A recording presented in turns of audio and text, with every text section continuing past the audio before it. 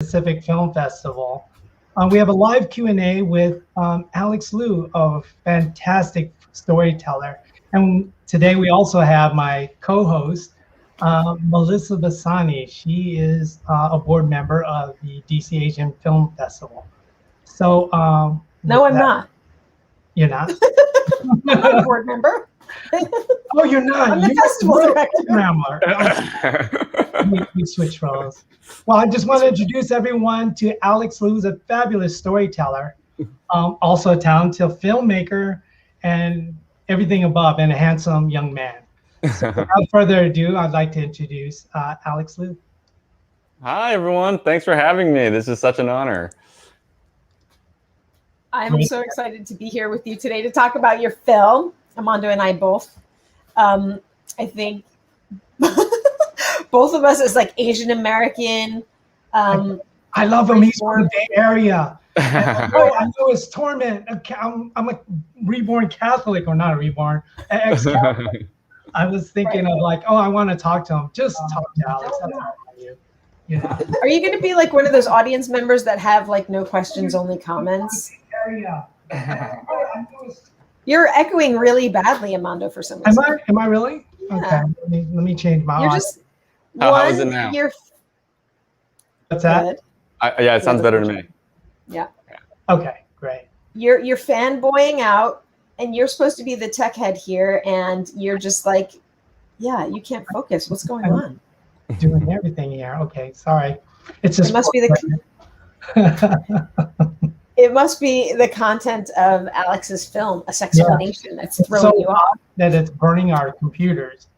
Alex, I just want to say your film just attracted me like a moth to a light. I mean, the first thing, yeah, it was just like the color palette you use. I mean, kudos to your animator. Yes, like, oh Kelvin Wong, another Asian American. Yeah.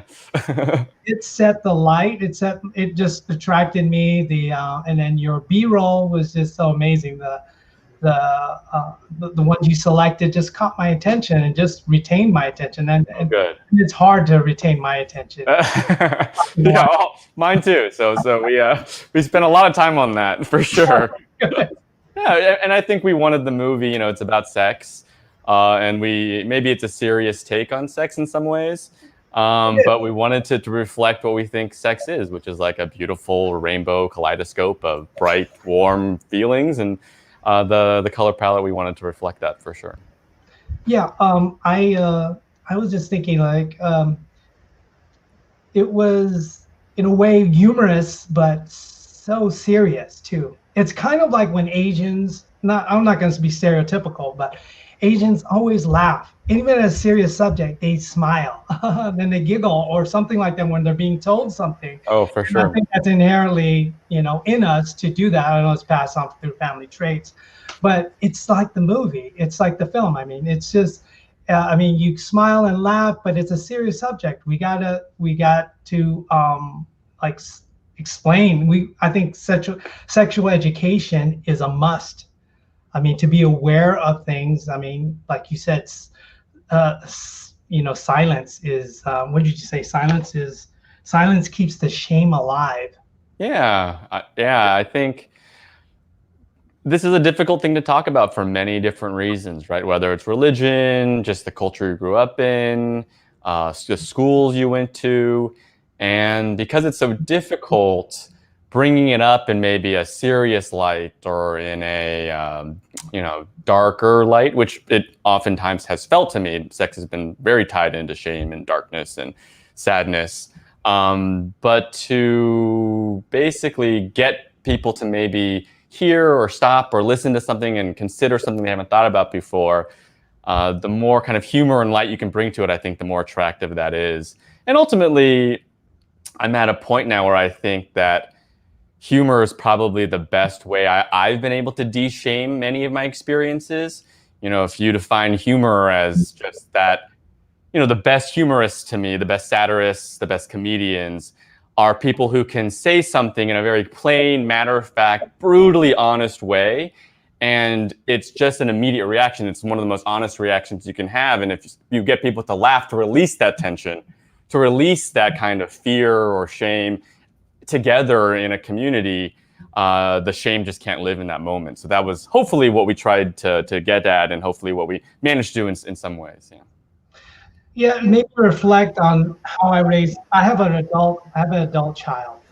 Adult child. Yeah, she's 31, and she has a. I have a granddaughter. I'm Lolo, and that's Filipino for grandfather. I just want to make sure that she understands about her sexuality. This film made me ask my daughter, "Hey, how did I explain sex to you?" She says, "You didn't. Mom did. Mom brought me books, and Mom brought me all this stuff." And I go, "Yeah, but I wasn't against sex." She goes, "No, you didn't really talk about it." And that just made me inherently think, like, was this something that that was passed on from my parents? Because your film made me think about all that. Yeah, I think we all kind of carry that, right? Like I say in the film, when I started this process, I still had a lot of anger, to be honest, at my parents for not talking about it. Just knowing that if they had earlier, things could have been different. But very quickly, when we first started talking about it, you realize, oh, they were much better than the generation before them and the generation before that. So there's really no blame. Blame is not a helpful kind of framing of the issue. It's what can we do now, and how can we start to open things up now, and how can we start to realize and talk about things now, Ben? Because, for better or worse, the shame I have will always be with me. It's just part of who I am now, my makeup. Right. But if we can stop it from coming to the next generation, I think that's a worthwhile goal, and that's something that we can all work towards, and something that we hope that the suffering that you or I or we might have had as we try to figure out our sexuality, you can already see Gen Z and younger that they almost have none of the same qualms, and I think that's a testament to everyone who just takes a little baby step to open up about their sexuality. Right. Yeah. Growing off of that comment, I feel like it's really interesting the mid-story discussion you have about Pornhub and about pornography in general, and Weiler and his comments about pornography. I'm glad to say that he's also about gun control. It's like, okay, so you're a bit of a thinker, maybe, but it's like, yeah. I love not everyone is a caricature, yeah. Right, exactly. But I think like I was thinking about this. I'm like, is pornography a problem? Like, it just seemed like such a weird idea to me in a sense. But I think it also, the proliferation of it in large part is because we could still do it in secret. Like Americans could do it in secret because sex is such a secretive thing for our society still. And then the discussion about porn literacy, I found it also so just like so intriguing, because we have spent, some of us, decades trying to bring media literacy period to our communities, because we've been so excluded from it. And now how it's like, oh wow, this is so interesting too, looking at porn as media, not as your essential relationship. Like porn should not be your essential relationships, but it's media in your life, right? Yeah. And that you need to be educated on, just like you are educated in other media. Yeah, that was a big, I keep recognizing to this day how much, for whatever reason, I've compartmentalized sexuality into this like special, secret, private place, right? When it's like part of everything I do and am. And media is that same thing, right? Like we cordon off porn as this like immoral type of media, but I think it makes more sense to see it as just part of the entire landscape of movies, TV. It's cinema in a way. There's good porn, there's bad porn, there's, toxic porn, there's, feminist porn. There's all sorts of different types of porn. And there's and I think, badly written porn. Right. There's porn with terrible props. Like, okay, we need real prop masters working on this stuff. Where did you get that thing? Yeah. Did your kid make it out of Play-Doh? Yeah, and I think, one of the things I think maybe that your audience might relate to, I think I've spent a lot of time masturbating to men who don't look like me, there are very few images of people like me having sex, at least in America, right? You'd have to go to Asia to find that. And I think that has affected kind of how I see myself as a sexual being. It's affected how I think about myself sexually, and it's something that I'm beginning to take a really long, hard look at in terms of my media choices around porn, because it's clearly affected. How could it not affect who you are and how you think about sex and sexuality? Well, you mentioned Dr. Lori Betito, is that her name is? She says fantasy is healthy. I mean, that's right. I mean, fantasy, it's just fantasy. And I think you just have to own it, right? Just own it. That's what, I mean, it's all about turning your mind on and your body to it. And I think masturbation is, oh, my daughter's going to kill me. It's just self-love. I mean, everybody's embarrassed about finding themselves in the bathroom for half an hour. I go, it's, I'm not going to tell everybody I'm loving myself. Yeah, just because it's private doesn't mean it's shameful, right? I think that's a very big distinction we have to make. That what you do in private and what you decide to share in terms of how you masturbate is totally up to you. But there's a difference between being private about it and being ashamed of having those thoughts, feelings, and those behaviors. And I think masturbation is one of those. It's one of those things that make the least amount of sense in terms of it's probably the most universal, common sexual experience, and probably the one we talk least about. So I think the more we can just explain very early on that your body feels good, right? That your body was built for pleasure, and that's a good thing. That is not a shameful thing inherently. And so, if we can start with that message, I think we can solve a lot of other ones that come downstream as people get older. Right. Yeah. As an analogy, I think of it as like toenail clipping. It's embarrassing. You don't necessarily want to do it in front of other people, but if you have to, it's fine. And if you ignore it, it causes health problems. Yes. It could lead to broken hips. That's a great analogy. I love that. I'm going to take that. I'm going to steal that. Yeah. It's like you have to clip your toenails, okay? Yeah. And it's instinctual. Yeah. That's one of the things that I think is really great about the way, even though it's not hit on, you're not ramming it home in the story, but like it's instinctual. Sexuality is instinctual. How do we get back to that? How do we get away from this notion even that what humans have is not instinctual? Yeah, like my mom totally, talked about, like I say in the film, we can be afraid of something that we can't hide or run away from, or we can learn to accept it. And it seems like accepting it might be the healthier choice. Sorry, I interrupted you. Yeah, no. Yeah. I was just going to say, like my mom had 8 kids and she breastfed all of us. But when my oldest brother was born in a hospital in Greenwich Village in New York, out of 50, I think she said 50 babies were born the day my brother was born. Or this is crazy. It's either 50 babies or 50 babies named Michael, which is why she named him Micah, but were born. And of all those women, only she and one other immigrant woman were breastfeeding.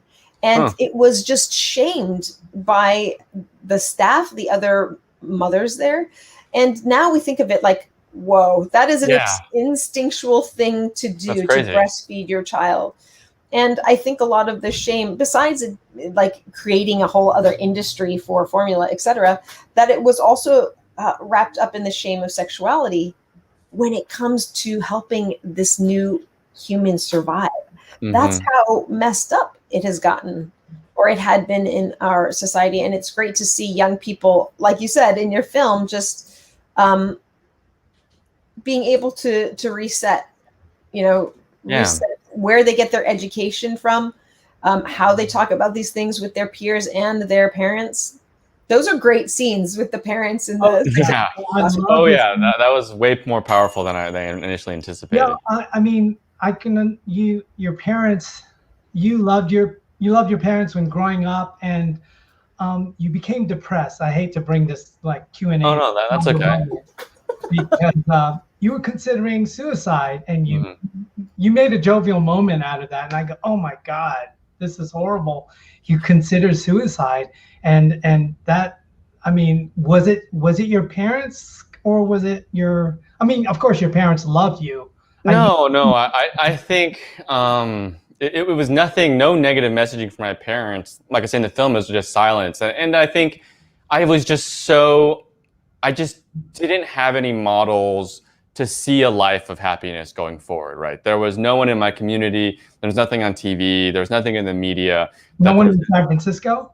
Well, I grew up in the South Bay, right? And I think a lot of my peers Santa Clara? would make fun of people in San Francisco, right? Like say horrible things about people in San Francisco. And so it felt, when you're young, it's especially at that age, all the emotions feel 10 times bigger because it's the first time you're experiencing them. And I just couldn't see a path forward. I'm lucky to have parents that, as soon as I came out, they searched for gay people in the community. They found people. They put me in therapy. We did a lot of that work. But yeah, even coming out of the closet, marching in gay pride parades, that was just kind of the very first step, because I hadn't realized how much of my own, relationship with my body, my relationship with my pleasures, I had repressed and suppressed so much. So even if I could admit I was gay, actually getting into the bedroom, getting into a sexual situation, I wasn't prepared for the emotions that came up, the shame I still felt really, really strong. And then I realized as I talked to my friends, it's not just gay people, it's everyone, right? Like everyone has some version of that, because no one talks about that. We just don't talk about, what it feels like, when sex, there's so many different reasons people have sex, and we kind of only talk about when it's in this like, quote unquote, loving heterosexual monogamous relationship. And maybe more and more we're talking about, hooking up, and it's opening up huge right now. But there's so many reasons we enter a sexual space, and we only talk about it as such a narrow part. So I think, the more and more I started talking to people, the more and more I realized, okay, maybe this is something that isn't just very specifically gay or queer. It's something we all need to be a little better at. So did you find this journey, I would say, in your film, a healing process? Because it seemed like it was you expounded on a lot of these interviews that were just so revealing with Dr. Godfrey, not Dr. Godfrey, Father Godfrey. Father Godfrey, yeah. Sorry, Father Godfrey. And that was the person I least expected to hear something very positive. He said we're all sexual beings. Yeah. And I'm like, Jesus was a sexual being, I was like, do you jerk off in your robe? I did. I will say I did ask him a lot about celibacy. He was very tactful and didn't get into too much of the discussion. But I think for him, he is someone who is kind of stepping out in a way that, unfortunately for the Catholic Church, is very rare. And he's not. He's been slapped down a couple times, I think, and so. Oh God! It's very heartening to see that he's willing to talk to me. I didn't know what to expect. I just wanted to talk to a priest, and he was the only one who would speak with me about this. So it was just wonderful to. That was probably one of the more healing ones, because I was not expecting to come out of that interview with a renewed sense of spirituality, really, and his interview really helped me connect how much I disconnected from the spiritual aspect of sex and sexuality, because I was so angry at the church for how they made me feel growing up, and realizing that sex is much more, sacred. It's much more about love than maybe or at least it is for me, than I allowed myself to feel, because I was just so furious. Wow. Yeah. Do you think that I'm profiling because he has an accent, but he is an immigrant himself. Yeah. So do you think that has anything to do with perhaps his more open views of sexuality? Possibly. The one thing we did talk about in the so the one thing that that we unfortunately cut just for time, but he actually talks about being openly gay. He talks about that and how that was a huge struggle for him, whether he should continue being a priest, because he just knew that it would be such challenging. But he's just called to the service. He's called to listen. He really believes in the the mission. I think maybe it has to do more with him being a Jesuit than it has to do with him being an immigrant. Great. Yeah. Yeah. But yeah, I think he is just possibly because he understands. He joked in the interview that it's much more harder for him to come out as a Catholic priest than as a gay person in San Francisco. So I think he does just he sees the world from many, many different perspectives. And I think probably being part in San Francisco, servicing, gay men there who had HIV/AIDS, really opened his eyes to how much the church is failing a huge population that needs so much help. And so he's trying his best to do whatever he can to be that person for them.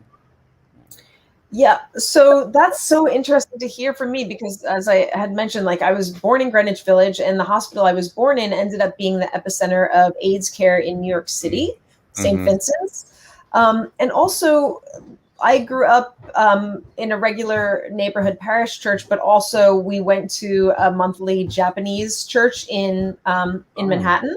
Interesting. Because my mother was a converted Japanese Catholic. She converted to marry my dad. Oh wow! And the priests that served that community were Franciscan monks who had been on missions trips, and so we had these Irish and Scottish priests who with heavy accents, who spoke perfect Japanese. Oh wow, that's crazy.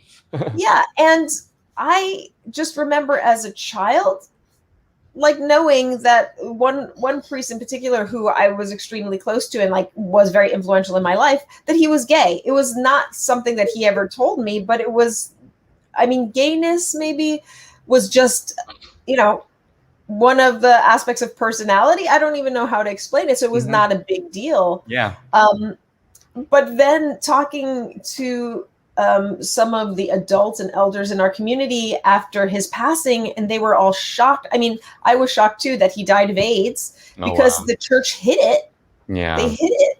But the adults were shocked that he was gay, and all of the kids were like, "What are you talking about?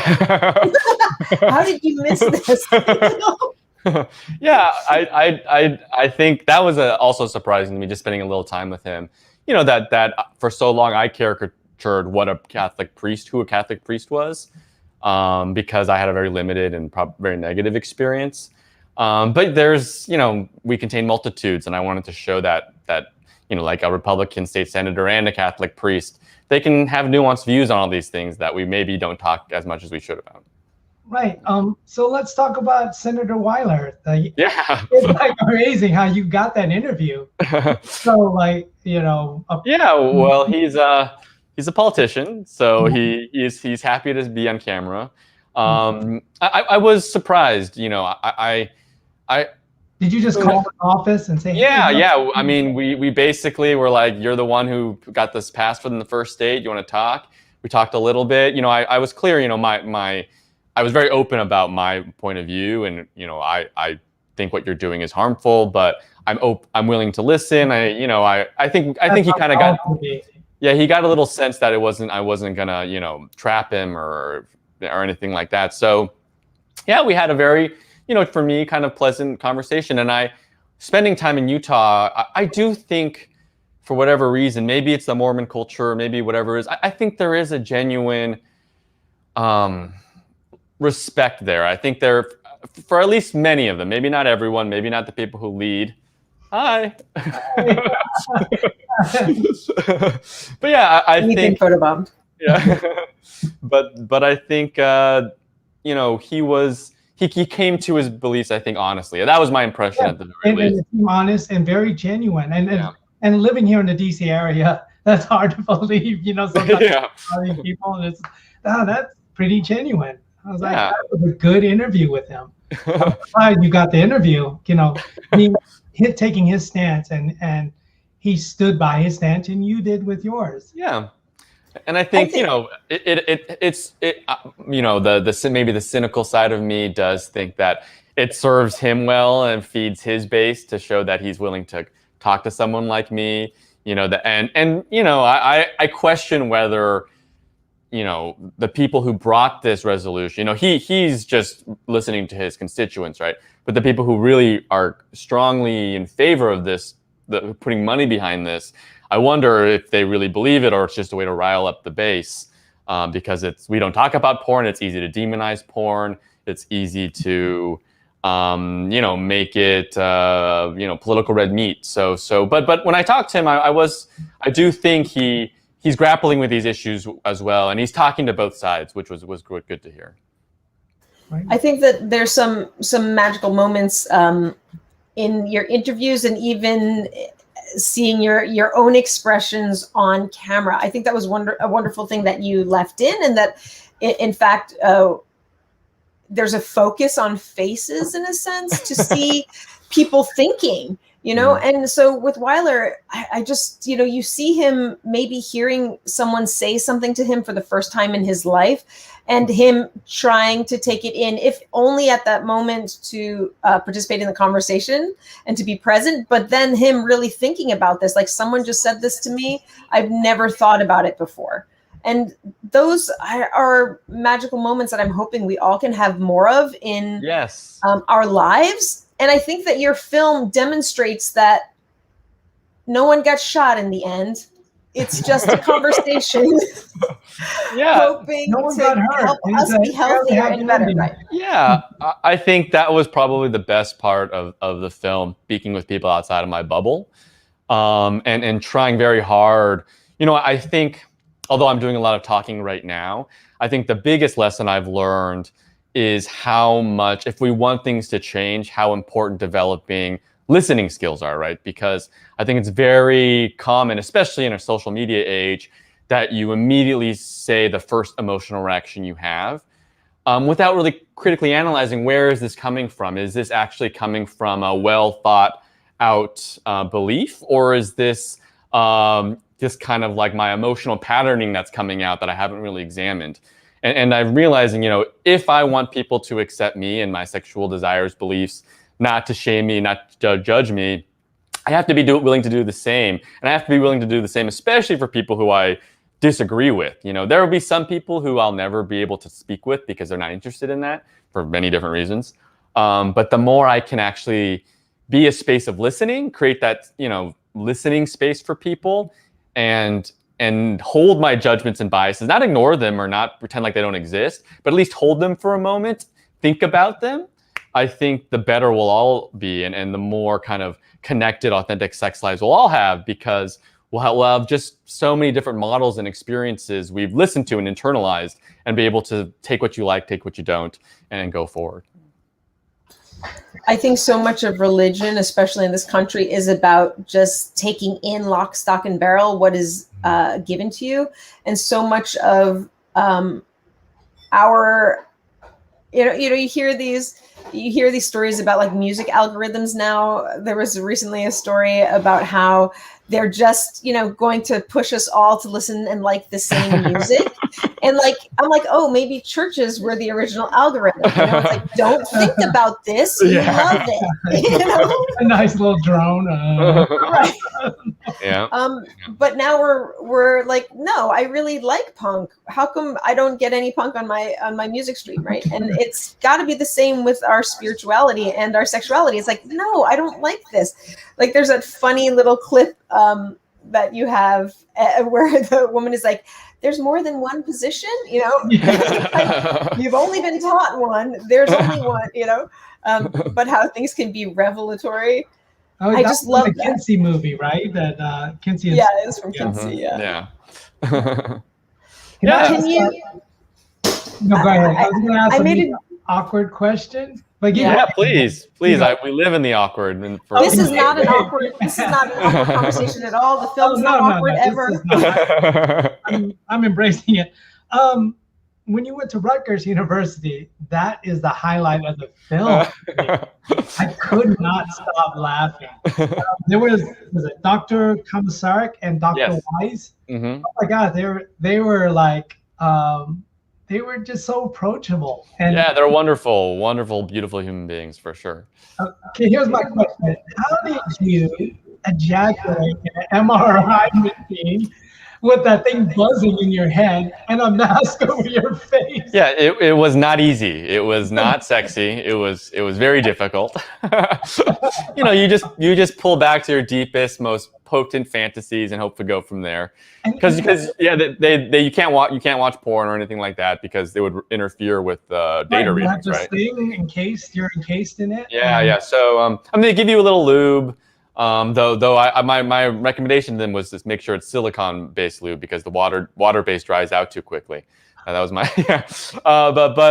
silicone-based lube. It was a great thing to do in terms of like getting over this fact of like that it isn't something that's dirty necessarily. I mean, it might be literally dirty, but it's not spiritually or sinful. It's just something to study like any other human function. Yeah. And your B-roll that you added to add to that awkward situation with the champagne blasting and you're beating the chicken breast, that was so comical. It just added. Gotta add a little tension. It was a very Yeah, it was a tense moment. It's like, God, how is he gonna pull this off? Can I ask? Oh, go ahead, Amando. No, I just want to ask what was real comical as a filmmaker too is that the post interview you still had traces of your mask on your face. It's very tight. You can only move 2 millimeters. That's the most that they'll let you. So you're locked in there like Hannibal Lecter. Like, yeah. Oh my God! And they screwed it down, or Yeah. Oh my God! Because they need that they want to know exactly where in the brain, and if there's any movement, it screws their readings in. And I love as he said, like a coach. What did he say? He says, "Great, good subject." Yeah. Great. Can I ask you? I was joking about this off camera before, saying like I want to talk about whiteness, but yeah, almost all of your, aside from your personal friends, almost everybody you speak to is a white person. Dr. Petito is Middle Eastern, yes. And we had Sofia Garza, but yes, it's a very white field. I asked when I was in Kinsey, I just noticed it's not only is a lot of white people, it's a lot of white women. Mm-hmm. And for better or worse, it's kind of a field where there isn't much money in it, right? It's very difficult. So it's kind of like working at a museum. Yeah, I mean it's and so the people who kind of already come from money, or they kind of already have a little capital, or they can take that risk to be, it's also kind of a risky kind of, controversial position. So yeah, I went to a bunch of sex conferences, and it's just mostly a sea of white women. It's changing. There's a lot of new people coming in, which is great. But for sure, it's definitely something we thought really long and hard about, but kind of what it was. That's really interesting to me because we talk so much in other industries like the film industry or even in journalism, like how having diverse perspectives really changes our society, right? Mm-hmm. And so I'm wondering, like, well, first it's like, yeah, kids listening to this now, you have an opportunity to go into an untapped field. Like think about going into even psychology. Like the psychologists seem to be such an important part of this, not just the hardcore science researchers. Yeah, I mean, I wish we had. I think the film. I think it's a totally fair critique. The film would have such a bigger impact the more kind of diverse representation it had. And so that's something we tried really hard about. And I will say there were some people we spoke with who unfortunately didn't make the cut. Like we went to Lion Martin in San Francisco, which is a trans health clinic. But it became very clear very quick that to do kind of like kink, queer, trans issues justice, it can't be a 3-minute interview. Like it just can't. Yeah. And so we're calling the sequel Queer Kink in the back of our minds. But basically, I think the more perspectives you have, the more diverse experiences you have, the message of the film is just to hear how people experience sex and sexuality. And it's so individual, right? 7-8 billion people, 7.8 billion sexualities. But yeah, like, you know, the one thing that was great was when we did go to Utah and we went to the Planned Parenthood classes with the youth educators. Half of them were not white. So I think things are changing quick, and it's very hopeful. Right. There's the sex educators in San Francisco. My gosh, those are the most unapproachable field. I thought they were like B actors, but I guess they were like they were so droll. I guess if you met them in person, I would say, "Oh gosh, I don't want to take advice from you." Were they real? Were they actors or actors? No, they're big sex educators. Yeah, I think. I think if you were to see them in their personal lives, you might have a different opinion about them. Right. But I think it is unfortunately, right, that there's already such a stigma, stereotype. It's almost like respectability politics in many ways that a lot of kind of minority communities have to think hard about. That if they want to put their best foot forward to the world, many of them have to kind of feel, you kind of have to be controlled and you kind of have to feel respectable because the field is not seen as such. But hopefully it's changing. I do think that, they do a great job training the next generation of sex educators at SFISI. And so I think, there's definitely hope for the future. Great. I wanted to comment about the Professor Kirsten Gilbert of the School of Nursing. She's amazing. She is amazing. Oh my God. You went to that conference in Vancouver, and those folks couldn't answer their subject matter.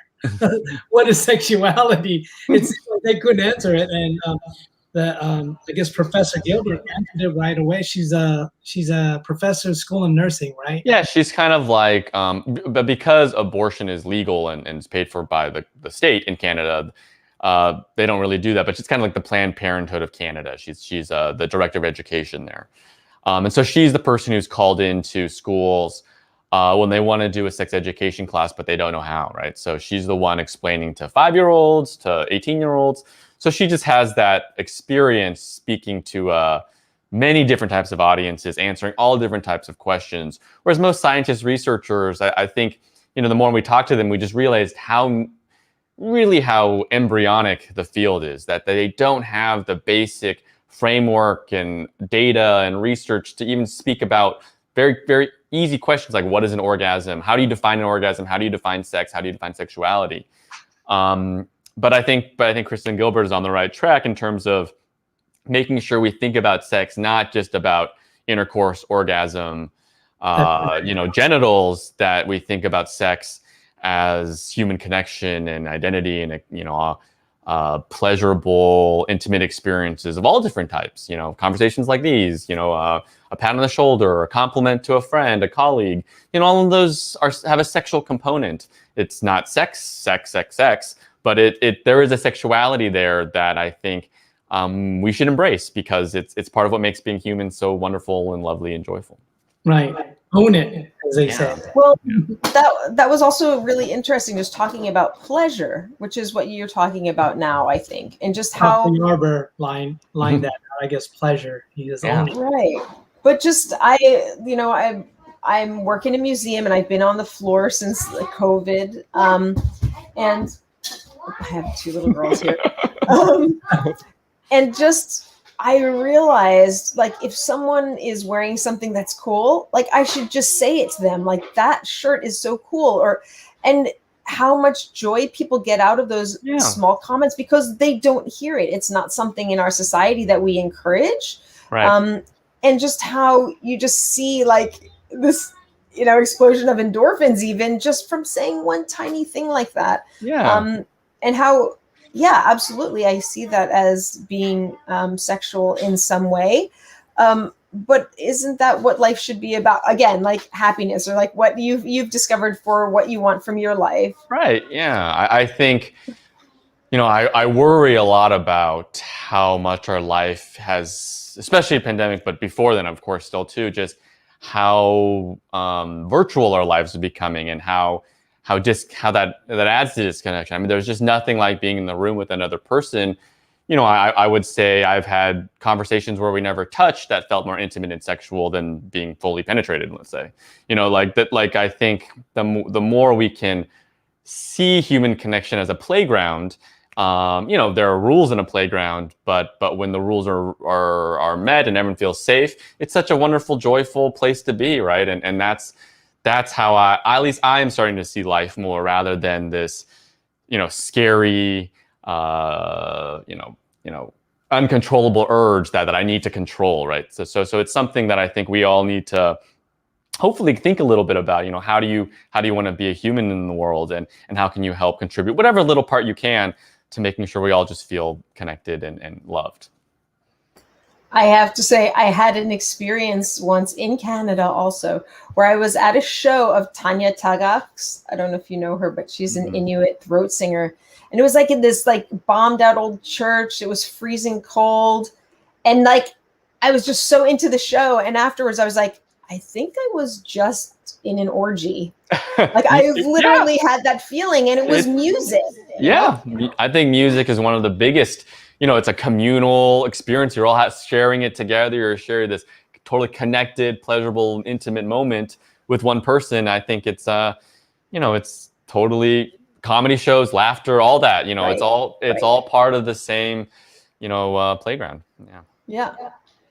I'm getting nervous about time right now. We have only a short couple of minutes. I really want to see what distribution is looking like for you. I mean, I'm like, wow, this should be on PBS, and they should write a curriculum. We thought that this is awesome. You know, for you know, we always knew going through it, this could be a tough sell for some people, and unfortunately, there are people who, you know, we call it the naked montage kind of in the crew, but there's a montage of bodies, all different types of bodies.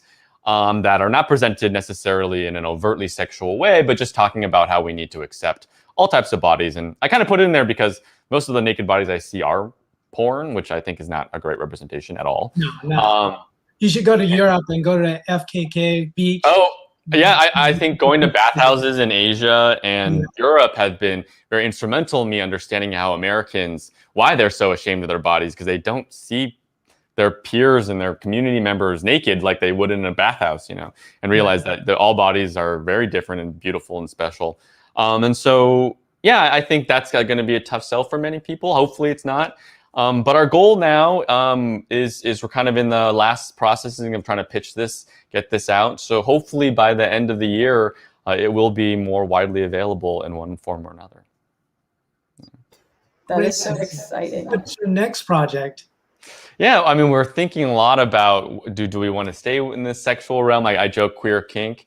Some of the things that we talked about that I wish we could have put in. We talked to all these historians just to get like, how did we get to this place? But again, that's its own other documentary. You know, thinking about, you know, how did birth control, how did modern contraception change how we think about sex? How did the internet? How did HIV/AIDS? You know, thinking a lot about, you know, queerness, kink, you know, all these things that are more taboo or difficult for people to understand. How can you kind of bring that human element to it? But I'm also interested in kind of like having those conversations with Dr. Wheeler kind of sparked something in me with Father Godfrey. You know, how do we model, because it's so hard to see, how do we model respectful conversations of many different people?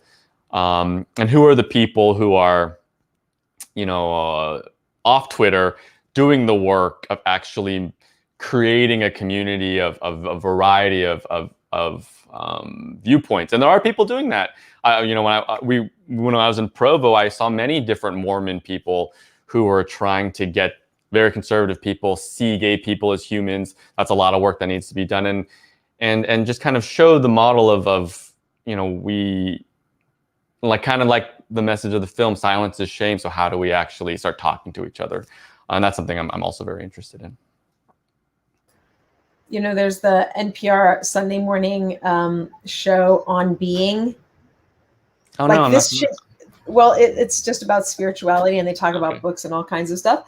But this should be the Sunday morning show, you know, like on sexuality, Sunday morning with your coffee and tea and a biscuit, you know, like let's just talk about it every single week on the national level, right? Yeah, I would love that. Yeah, I would love if we could have a spiritual conversation about sex every Sunday. Right. Yeah, it doesn't have to be spiritual. Wait, don't go there. Only every other Sunday, maybe. Okay, that's fair. Spiritual. That's fair. Yeah. Thank you so much, Alex. This was Oh, so thank much you. fun. Virtual hug to you. Listening and watching. Yes, Nice thank meeting you. All right. Yeah. And And hopefully we can do this in person hopefully soon. Anytime I'm in DC, I would love to take you out for Yeah. drinks to thank you. Yeah. Likewise, absolutely. I hope I see the film everywhere on big posters. Your naked butt. Nothing would make me prouder, or my parents prouder, I'm sure. Right, exactly. At the bus stop, everywhere. Yeah. So hoping to see the film. Thank you so much. I love this little Q&A and I love this setup, and I hope people do get to check it out on like Dr. Ruth. Yeah, exactly, but better. Oh, she's great. Yeah, she's a pioneer for sure. Yeah. All right. And great. yeah, so I'm glad that this conversation will live a little longer, maybe on Facebook. And I'm hoping that people will watch your film, buy the tickets. There's links on Facebook that I put up and on YouTube to buy tickets to Alex's movie, A Sexplanation. Thank you so much. Watch Thank it now. you. Thank you. All right. We'll see you later, In Alex. touch. Bye.